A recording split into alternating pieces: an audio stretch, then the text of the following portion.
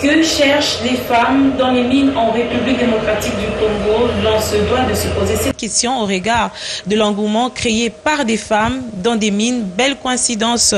Nous allons, avec une femme dans Femmes, aborder ce sujet. Mais également, vous aurez dans cette émission une femme de la semaine, Esther Etongo, 20 ans de carrière professionnelle au ministère des Affaires sociales et les fonctionnaires de l'État. Elle est également directrice au Home des Vieillards. Bienvenue à vous, madame, messieurs. Bienvenue également à notre invitée. Merci.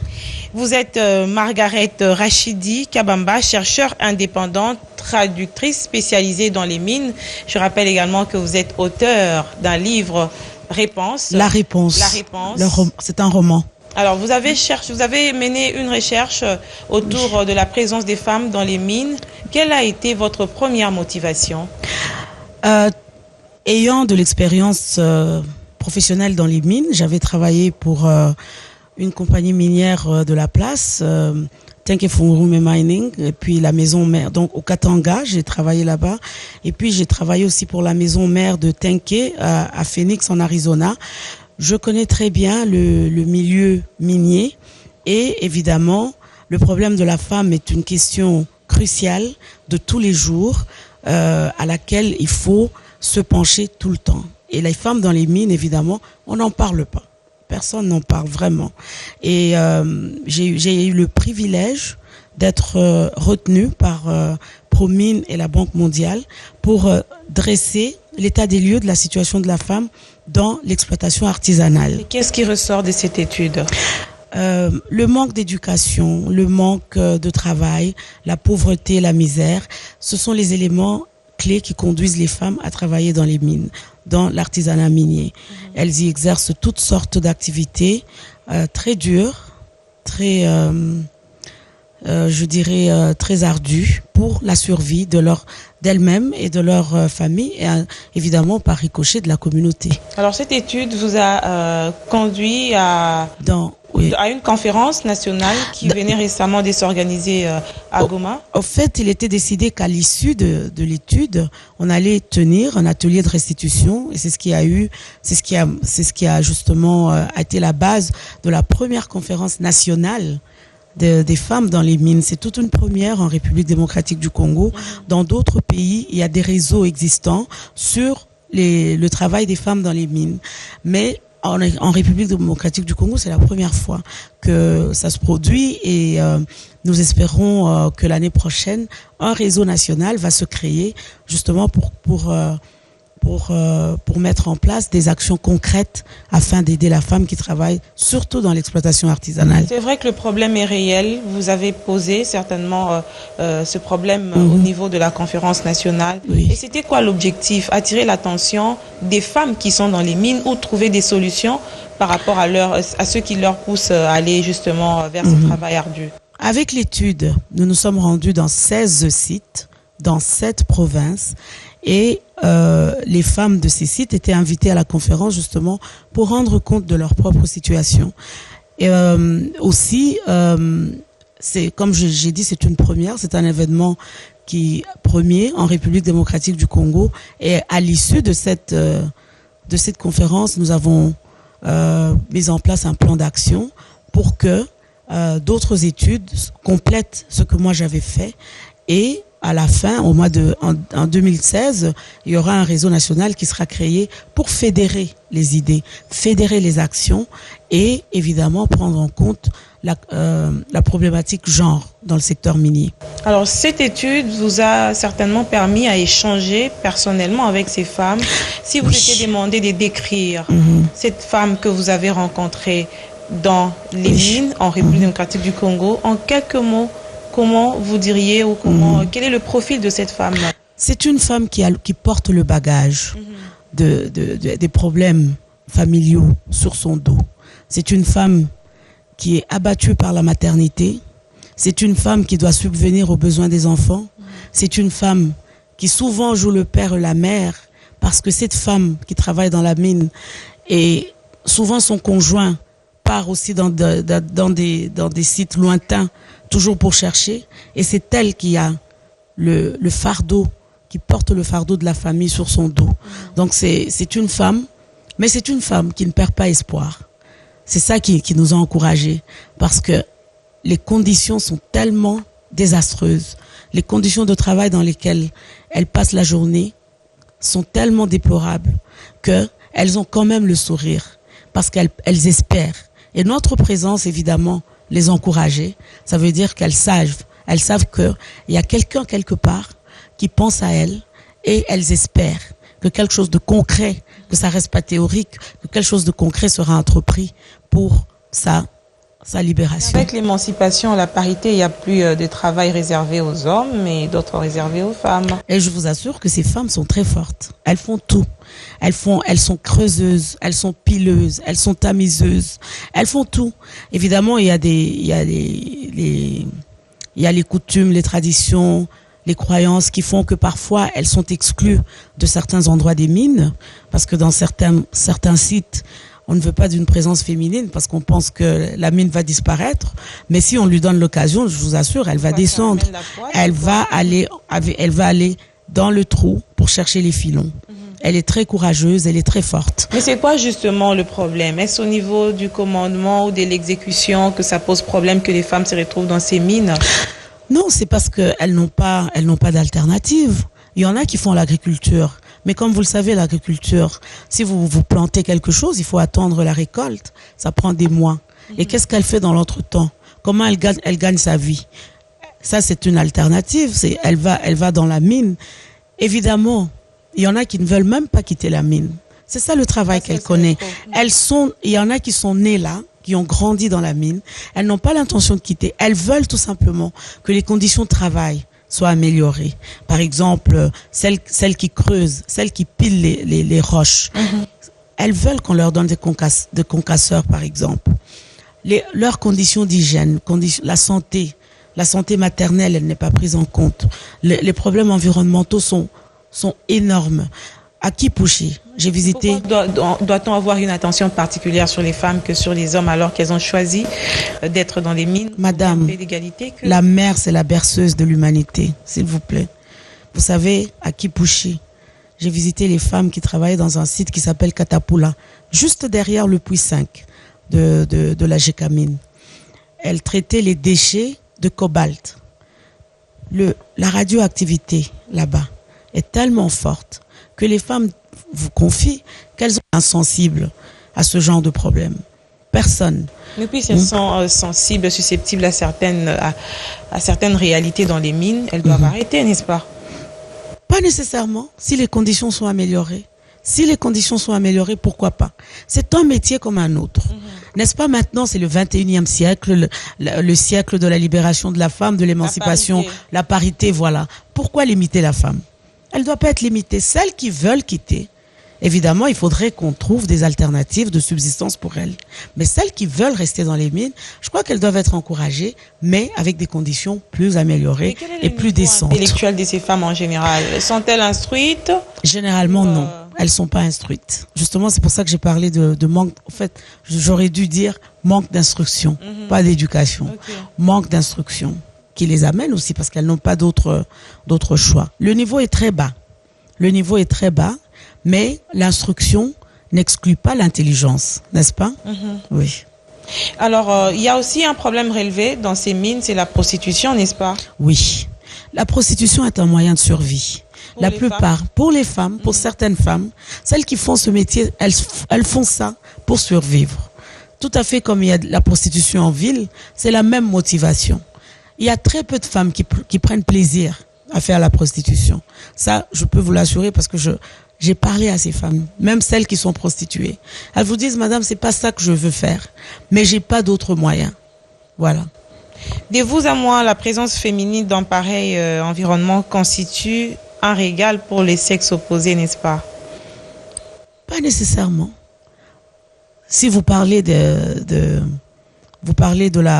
de la promiscuité, oui. Mais le sexe féminin, ce sont les femmes qui entretiennent ces mines. Si ces femmes ne sont pas là, ne vous en faites pas. Les creuseurs ne peuvent pas survivre. Parce que ce sont les femmes qui font le petit commerce. Ce sont elles qui font la restauration.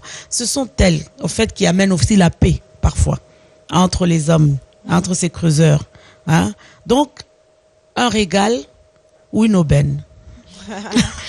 C'est à eux d'y répondre, voilà. Ceux qui vivent dans cette réalité tous les jours. Uh-huh. Quand on parle quand même de la femme, il y a aussi l'enfant qui est directement lié. Est-ce que dans votre étude, bien que c'était pas ça l'objectif, vous avez quand même aussi eu à découvrir ou à voir ce que les enfants aussi font comme travail dans les mines? Il y a beaucoup d'enfants dans les mines et ça c'est une question grave sur laquelle le gouvernement devrait se pencher.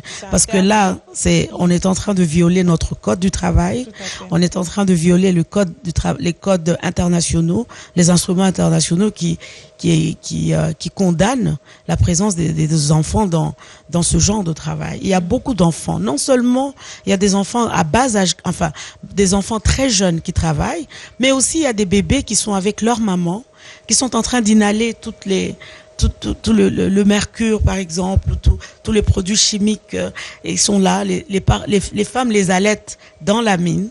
Dans la mine, je vous assure, c'est pénible. Très pénible. C'est très grave. En termes des solutions durables, des solutions palpables et à court terme, qu'est-ce que vous avez proposé? Parce qu'une étude, finalement, c'est à ça que ça sert aussi. Un réseau national sera créé. Nous espérons l'année prochaine. Évidemment, il faut des ressources financières. Il faudra que le gouvernement se penche. Il faudra que le gouvernement s'approprie de ce réseau. Est-ce qu'il y a un plaidoyer que vous menez dans ce sens? C'est pour ça que je suis là. N'est-ce pas? Ça, c'est déjà un début. Ouais. Le fait que nous avons tenu la conférence, il y avait les représentants du gouvernement qui étaient là, le ministère des Mines était là, le ministère du Genre était là, le ministère des Affaires sociales. Le gouvernement est représenté dans ce genre de plaidoyer. Qu'est-ce que vous attendez réellement de ce gouvernement? L'appui financier, l'appui institutionnel, le cadre juridique très clair, parce que le code minier, par exemple, n'a pas vraiment de dispositions spécifiques relatives à la condition de la femme dans la mine. En dépit de sa révision qui a été En dépit de sa révision. Dans ces révisions, il y a presque rien. On parle de l'interdiction des femmes enceintes. Les femmes avaient fermé l'œil sur cette question. Combien de femmes participent à la révision? Très peu. Très peu, qui font partie du comité de révision. Mais on va pas venir vous appeler, il faut y aller. Hein. Faut pas rester dans les bureaux et attendre qu'on vienne vous dire qu'il y a... On peut être à la porte et la porte n'est pas ouverte, madame. Vous le savez. Oui. Donc il faudra que le gouvernement s'approprie sur tous les plans. Il faudra que le gouvernement améliore le social. Il y a des femmes qui veulent faire l'agriculture. Par exemple, encore je vais revenir à Kipushi, elles ont demandé à ce qu'on les aide à cultiver le tournesol. Vous connaissez le tournesol qui produit de l'huile. Évidemment, si les conditions sont réunies, si on leur offre des outils assez consistants, assez substantiels, elles vont quitter la mine. Elles vont quitter le travail de la mine. À Kailo, les femmes ont demandé à ce qu'on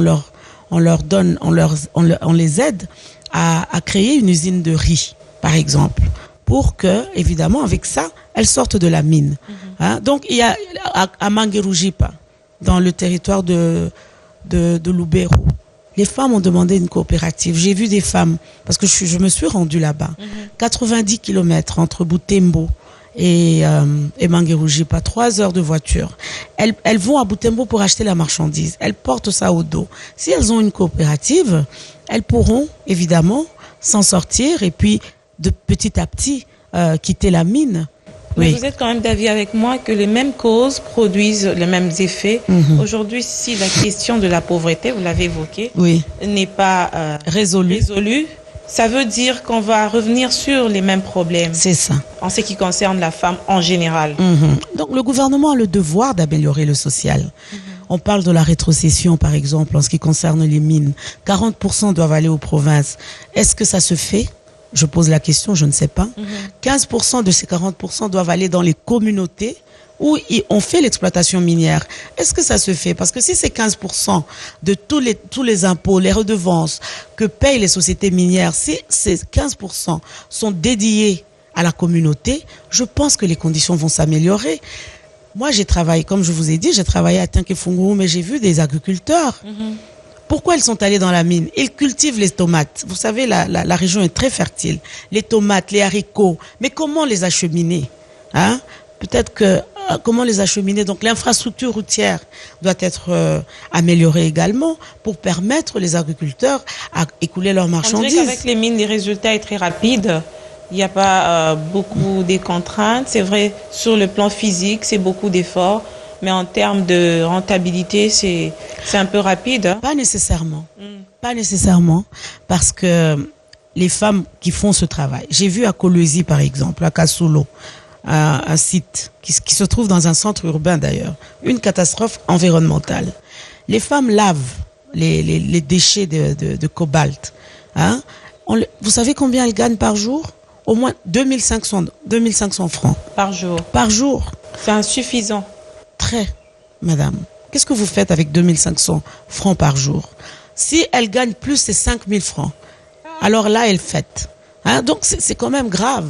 Il faut que le social soit amélioré, carrément. Mais ces mines, finalement, il faudrait aussi orienter les femmes à aller vers des ressources inépuisables. Vous avez parlé, par exemple, du sol, où elles peuvent travailler sans être exposées. Aujourd'hui, avec la baisse du cours des métaux sur le plan international, c'est aussi beaucoup des contraintes, finalement. Ça, c'est vrai.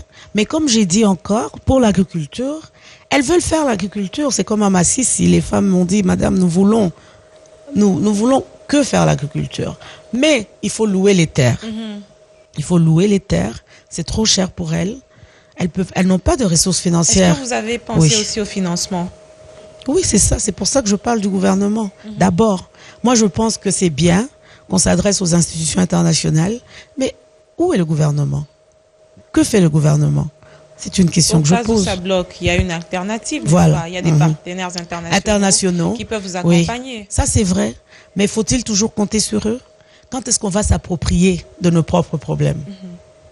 Alors, cette réalité aussi vous a permis de découvrir une autre facette de la femme congolaise. C'est laquelle? Oui, très forte, très forte, très entreprenante, très courageuse, madame. Parce que pour travailler dans les mines, il faut être courageuse. Les conditions sont très, très difficiles. J'ai vu une femme, elle était... En fait, là, c'est à Mississi. Elle était en train de nettoyer. Pendant 2 heures, une femme forte de corpulence. Mais pendant 2 heures, elle était courbée. Il faut être fort physiquement. Mais évidemment, ça a des conséquences désastreuses sur la santé.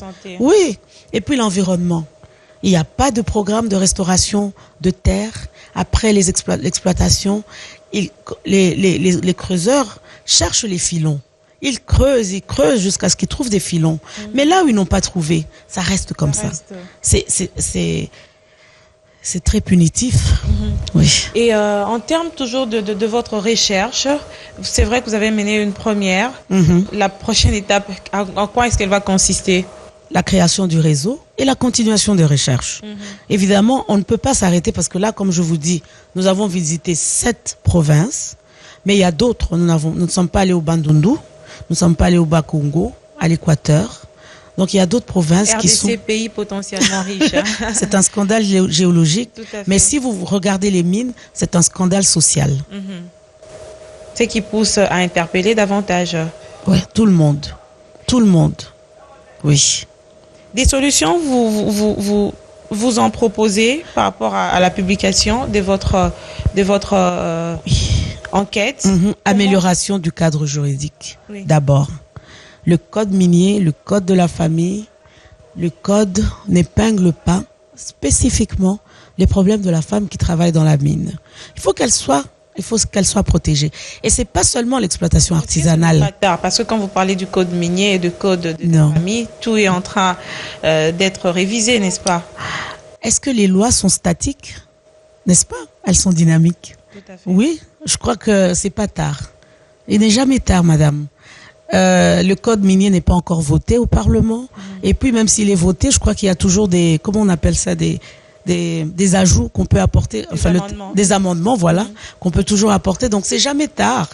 Le cadre juridique doit être amélioré. Le code minier doit traiter de la question de la femme. Est-ce que vous avez associé les parlementaires femmes, par exemple, dans votre enquête pour avoir cet appui? Non. Sur le plan législatif? Sur le plan législatif, non. Mais c'est ça justement un travail que fera le réseau.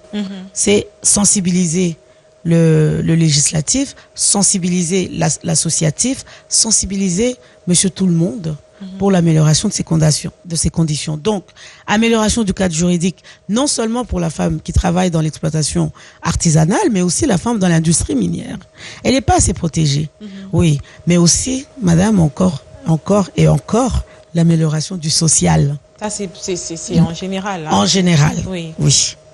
Alors, je rappelle que vous êtes également auteur du livre La Réponse. Oui, madame. Vous en avez une fois expliqué en long et en large dans cette émission, mais un petit rappel, La Réponse. La Réponse. Est-ce une réponse à toutes ces questions? La Réponse est un roman qui parle du Congolais qui cherche la réponse aux problèmes quotidiens auxquels il est confronté tous les jours. Tous les personnages dans La Réponse cherchent une réponse. Que faire? Il y a une femme qui n'arrive pas à se marier, une jeune femme, ingénieure, mécanique. Elle n'arrive pas à trouver un homme. Elle a sa réponse dans l'église. Elle dit qu'elle a rêvé qu'il y a un monsieur qui est dans l'église, qui est veuf, qui va devenir son mari. Elle parle au pasteur, le pasteur accepte, il prie, il se marie, mais la femme avait menti. Elle n'avait pas rêvé, mais il fallait qu'elle se case. Vous savez, les gens, nous les hommes, nous avons cette manie d'aider Dieu. Hein? Parce qu'elle a trouvé qu'elle a prié pendant longtemps. Elle a prié pendant longtemps, il n'y avait pas de réponse. Il faut se jeter à l'eau. Alors elle s'est jetée dans l'eau. Elle a rêvé elle a dit au pasteur qu'elle a rêvé. Le pasteur était d'accord. Ça a marché ou non, ce mariage? Ça a marché ce mariage, mais elle a fait 4 fausses couches. Et là, finalement, elle a dû avouer. Non, j'avais menti. Mais comme le Seigneur est toujours compatissant, elle a fait des quadruplés après. Il y a une veuve dans la réponse, oui. Qui, comme vous le savez, les coutumes, le mari meurt, on lui prend tous les biens. C'est une chimiste. Alors elle fait une petite usine d'abduction d'eau pour survivre avec ses enfants. Elle a trouvé une réponse. Hein? Donc c'est pour vous dire que les femmes, au fait la réponse c'est plus, les personnages principaux sont des femmes qui cherchent des solutions aux problèmes quotidiens. Elles en trouvent. Elles en trouvent. Parce que les femmes congolaises sont des femmes exceptionnelles. Alors, Margaret Rachidi Kabamba, nous allons également faire découvrir cette femme qui a peut-être déjà trouvé la réponse. La réponse, puisqu'elle a 20 ans de carrière en tant que fonctionnaire au ministère des Affaires foncières. Oui. Et elle s'adonne aussi à aider les autres. Elle est directrice du Homme de Vieillard de Kinshasa. Il s'agit de Esther Etongo qui a été notre femme de la semaine. Oui.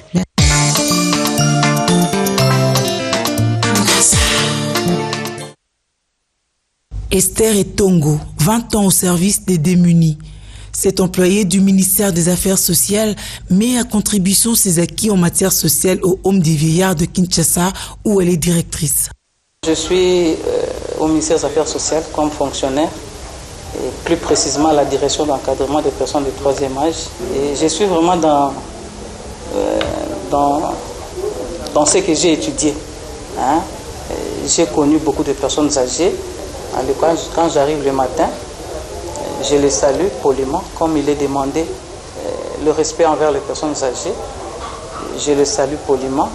Après la pause, peut-être à 12h, 12h30 ou à 17h avant de partir, je m'approche vers eux pour parler un peu, blaguer un peu et assurer la compagnie avec eux. Veuve et mère de 5 enfants, Esther est chef, mais d'abord servante. Elle sait s'y prendre face aux caprices des personnes de troisième âge. C'est un réel apostolat. À part être fonctionnaire, moi je dis que c'est un bénévolat, c'est un travail de Dieu aussi. Donc être à côté de ces personnes, c'est le vouloir. Parce qu'il y en a qui viennent comme ça, et ils ne s'approchent même pas des vieillards.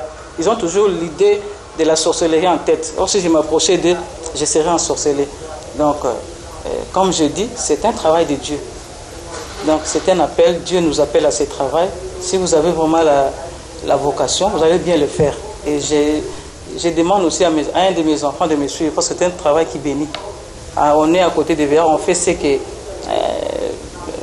l'État nous a donné comme attribution, même ce que la Bible nous a dit.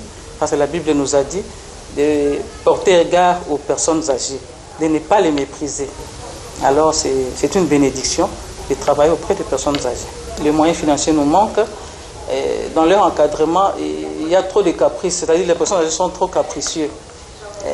Ils veulent manger par exemple le poisson, mais nous on n'en a pas, on leur offre ce qu'on a. C'est ça aussi le problème qui nous crée. Donc on leur donne, pas seulement selon leur désirata, mais on leur donne parce qu'on ne veut pas qu'ils meurent de faim. Mais ça nous crée aussi des problèmes, parce que ce qu'on leur donne comme ça, en les forçant, parfois ils les jettent, ils ne mangent pas. Donc ils sont trop capricieux, ils aiment manger ce qu'ils veulent. L'élément déclencheur qui pousse à l'abandon des vieillards serait la sorcellerie. Pour les uns, une réalité, les autres, un prétexte. Esther Etongo a une conviction. Ils ne sont pas sorciers. C'est un faux argument, parce que la sorcellerie, même dans la cité où nous sommes, il y a des sorciers. Et la sorcellerie est dans tous les âges. Il n'y a pas que le vieux. Parce qu'à la cité, on voit d'autres scènes où ce n'est pas une personne âgée, mais c'est un enfant. Donc, le plus grand secret de Dieu et dans la parole de Dieu, c'est d'aimer ceux qui nous font le mal. Comme la sorcellerie est un mal parmi nous, et les personnes âgées ont ce mal-là en eux, nous ne devons qu'éprouver l'amour. Quand vous aimez plus, la sorcellerie n'aura plus de force ou d'effet. Donc, vous appliquez la parole de Dieu, l'amour. Ils ont besoin de l'aide. Il y en a qui sont vraiment indigents. Et ils ont de l'aide en général, de la nourriture, des habits, les médicaments. Ils ont aussi besoin d'affection. Vous pouvez même venir un samedi ou dimanche, venir parler avec eux, échanger un peu d'idées. Ainsi, avec une éloquente carrière aux affaires sociales, doublée de casquettes de directrice au Home des Vieillards, Esther Etongo est une vraie assistante sociale.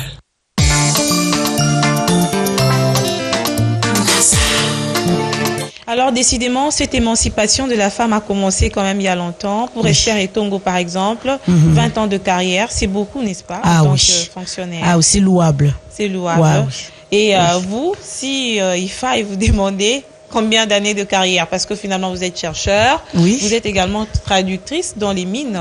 Traductrice spécialisée en mines. C'est depuis 2012 que je travaille à mon propre compte.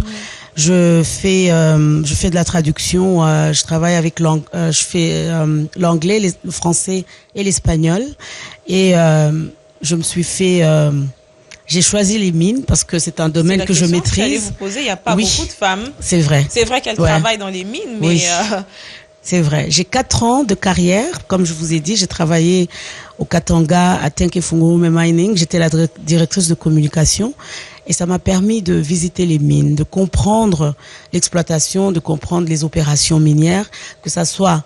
J'étais aussi chef de service de traduction, donc tous les documents passaient par nous, que ce soit les conventions minières, que ce soit les états financiers, les problèmes environnementaux, les problèmes sociaux, l'exploitation, l'exploration. Donc j'étais versée dans ça. Et puis j'ai aussi travaillé 2 ans en Arizona, à Phoenix, à la maison mère de Tenke. Et là, moi, je m'occupais des bulletins d'information des opérations minières à travers l'Arizona. Parce que la Freeport, c'est ça la maison mère de Tenke, a 5 opérations minières opérationnelles en Arizona. Donc, je faisais le tour des mines. Je discutais avec les directeurs généraux, les techniciens, les ingénieurs. J'écrivais sur tous les problèmes que vous rencontrez, qu'on rencontre dans la mine, ou bien s'il y avait des innovations, ou bien s'il fallait changer, par exemple, l'usine de flottation, par exemple. Donc, je discutais avec eux, j'écrivais là-dessus. Donc, je me suis imprégnée des questions minières. Et depuis 2012, j'ai choisi de travailler à mon propre compte. Et c'est un plaisir parce que j'aime bien le domaine minier. C'est le destin qui vous y amène ou vous y avez aspiré dès les bas âges de travailler dans les mines, par exemple? Non. C'est vraiment le destin. Je n'y avais pas aspiré. Je ne savais jamais que... Enfin, je m'étais jamais imaginé que j'allais travailler, j'allais me spécialiser dans les mines. Mais quand j'ai commencé à travailler à Tenke, j'ai trouvé ça très passionnant. Très passionnant. Et si je croyais à la réincarnation, j'allais dire que si je devais renaître, j'allais être ingénieur des mines. Ah oui, malheureusement, vous y allez avec le bagage que vous avez maintenant. Voilà. Et est-il facile de travailler aux côtés des hommes? Non, c'est pas facile. En tant que traductrice, indépendante, enfin comme je travaille à mon propre compte, qu'est-ce que je fais pour faire connaître mes services? Je voyage je voyage à travers le monde, j'assiste dans les conférences minières et je fais la publicité de mes services et les gens s'étonnent. Mais mine, traduction, une femme, oui. Et il y a très peu de femmes. Le pourcentage est très faible. Et ça, c'est pas seulement ici au Congo, des femmes qui travaillent dans l'industrie. C'est dans le monde entier. Dans le monde entier, il y a très peu de femmes qui travaillent dans l'industrie, mais il y a beaucoup de progrès qui sont réalisés. Et je suis membre de l'association des traducteurs américains. Dans notre association, il y a très peu de personnes qui se spécialisent en mine. Je crois qu'il y a quelques personnes et je suis la seule femme. Et qu'est-ce que vous diriez aux femmes qui nous suivent par rapport à tous ces métiers qui restent encore non abordés, non convoités par les femmes? Je parlerai plus spécifiquement des mines. Oui. Vous savez, en RDC, les mines contribuent à peu près 27% au PIB. Et si c'est un domaine aussi important, et les femmes, ce sont les femmes qui tiennent les maisons, ce sont les femmes qui tiennent les communautés. Il faut qu'elles aient une décision. Donc il faut qu'elles apprennent. Il faut encourager les filles à apprendre des sciences, à étudier les sciences, à se spécialiser dans le domaine minier pour pouvoir forger leur voix et avoir la décision.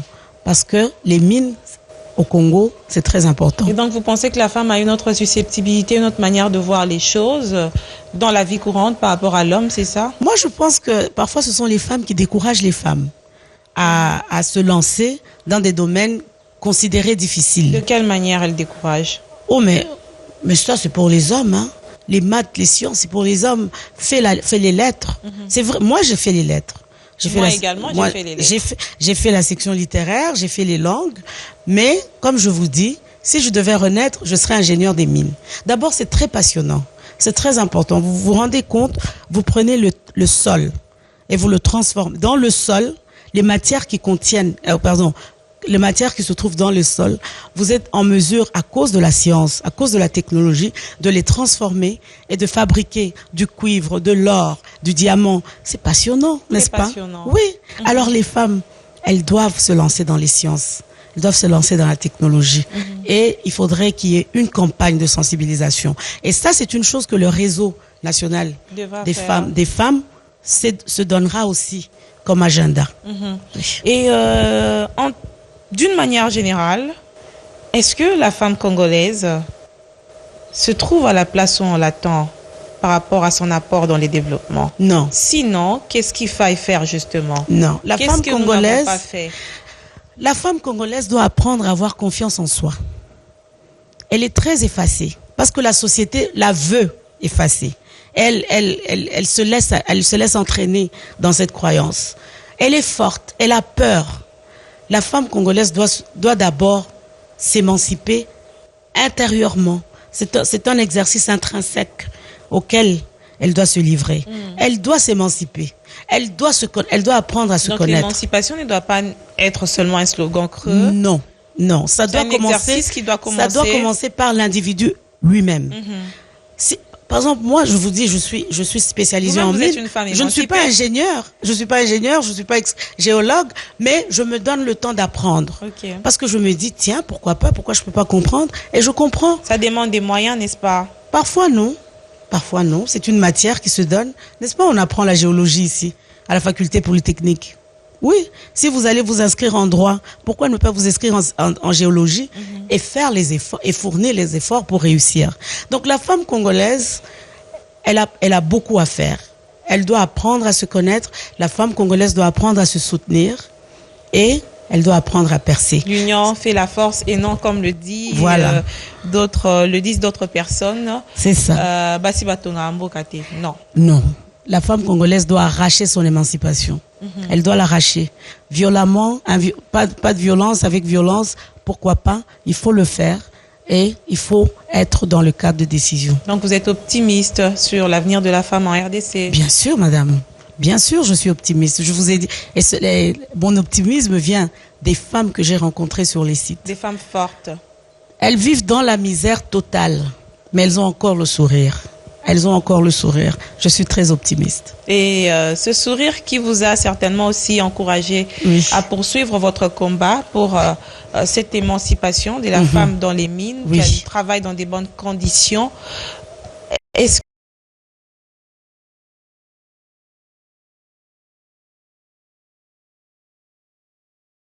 que vous pouvez vous résumer par rapport à l'entretien de ce jour qui a porté sur, d'une manière générale, les femmes dans les mines? Oui, donc je suis là parce que nous avons tenu la première conférence nationale des femmes dans les mines.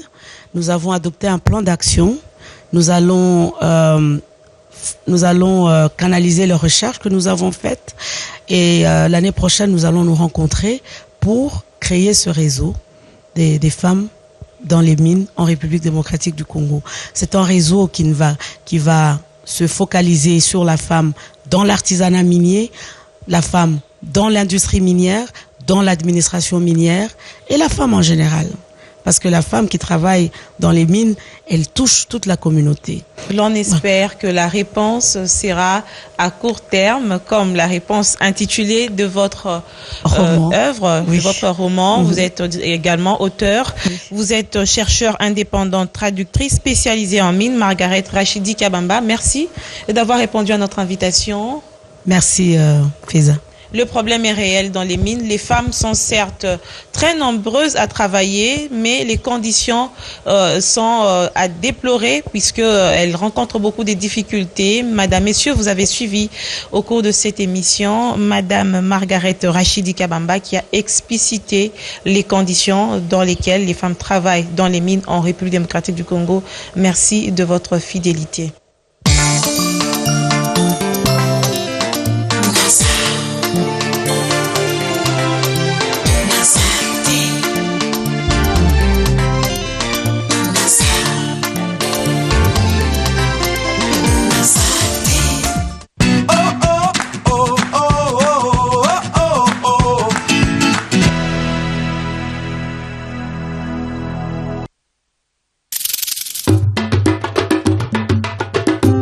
Na mikolo soki pokwa eye tozalaka na posa ya kokuba kosala makambo tolingaka lokola elenge oyo ya tailleur azali kotonga bilamba tina pokwa mama mpe azali kolamba mpona libota tala mpe mécanicien azali kokuba kodepane mituka ata na molili mwana-kelasi mpe azali koyekola na ndako ata kura ekei ata na mosala ba plan ezali kosalema artiste pe lokola alula mosala na ye azali kokuba kosekisa biso grâce ya ba lampe solaire awango by Total. Lampe solaire awango by Total ezali ba mwinda moko echargeamaka ya ofele na moi pe echargeaka ba téléphone. En plus ezali na garantie ya 2 ans. Bokozwa yango na ba station nyonso ya Total. Awango by Total. Pensons solaire. Préparez-vous à rire. Canal Plus lance le Parlement du Rire, sa toute première émission humoristique 100% africaine. À l'affiche, Maman et ses 3 vice-présidents invitent le meilleur de l'humour africain. Au programme, des parlementaires et un public déchaîné. Et surtout du rire et encore du rire. Je compte sur vous pour faire exploser l'applaudissement. Et ce n'est pas tout. Découvrez une programmation hilarante avec de l'action tournée en dérision sur Canal Plus. La nouvelle série Ton pied mon pied sur Nollywood TV. L'excellence du stand-up sur A+, et les meilleurs talk shows sur BET. Ce mois-ci, on est tous unis pour le meilleur et pour le rire avec les bouquets Canal+. Et même le prix de la formule Évasion Plus à 37 000 francs par mois vous donne le sourire.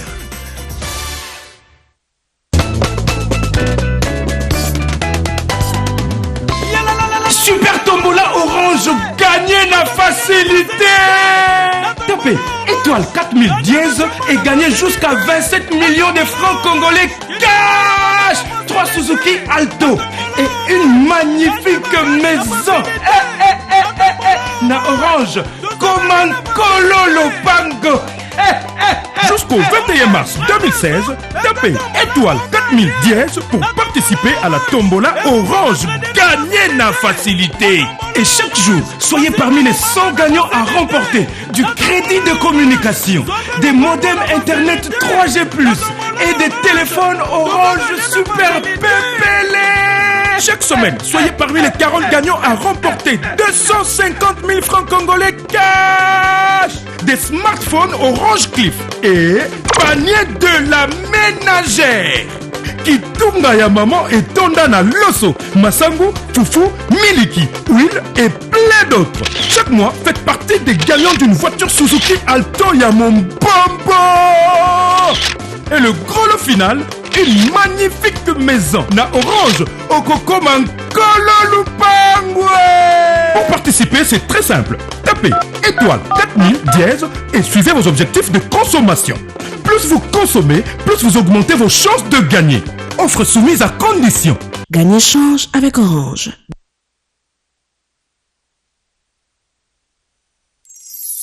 Et pour vous faire patienter un petit peu, je vais vous chanter ma chanson de Noël. Ho, ho, ho, ho, ho. Tu peux chanter avec moi aussi. Allons-y, c'est parti. Voyez-vous ce que je vois? Les enfants veulent le voir. Tout le monde approchez-vous et voir. Le Père Noël a dit moi je crois. Il est bien réel. Il est là le Père Noël. En train